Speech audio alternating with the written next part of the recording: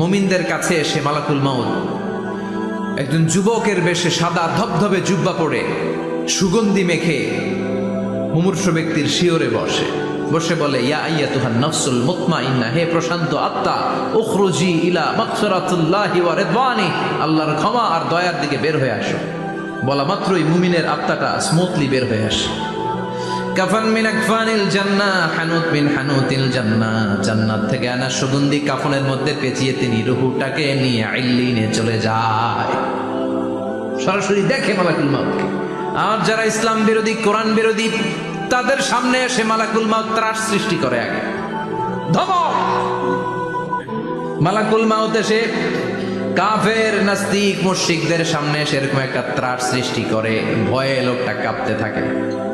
ওর কাছে ভদ্র ভাষায় কথা বলে না, সুন্দর জামা পরে আসে না, কালো কুচকুচে